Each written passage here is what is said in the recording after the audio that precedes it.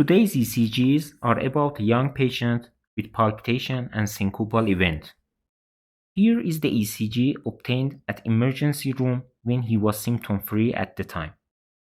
You see a sinus rhythm with some wide QRS complexes and some narrow ones. When QRS is wide, secondary STT changes are also seen. When we look more precisely, we see short PR interval in the complexes that have a wide QRS complex. In other words, a slow QRS initiation resulting in a delta wave is seen, and the presence of a short PR interval demonstrates a bypassed AV nodal conduction, and so an accessory pathway is present. Because we have both normal complexes and pre-excited ones, this is called intermittent pre-excitation. What are these changes responsible for the symptoms he had? In fact, pre-excitation, also called Wolff-Parkinson-White syndrome, can cause some arrhythmias. This is an ECG obtained from the same patient few hours after first visit, when he complained about sudden onset palpitation. You see a regular narrow QRS tachycardia with heart rate around 180 beats per minute, with no normal P waves. Note the ST segment depression best seen in inferior and lateral leads.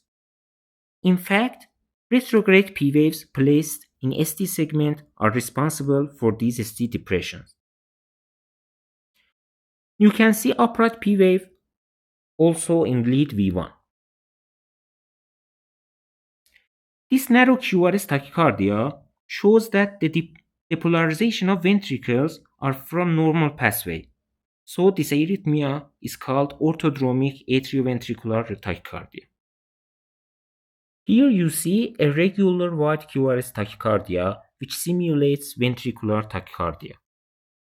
According to that history and lack of AV dissociation and most of the VT criteria, this is most probably resulted from re-entry propagated to the ventricles by accessory pathway, so called antidromic AV reentrant tachycardia. Patients with Wolff-Parkinson-White syndrome can also suffer from atrial fibrillation, which conducts to the ventricles via accessory pathway.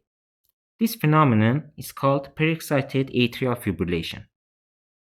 You see an irregular wide QRS tachycardia and different QRS morphology in a rhythm strip.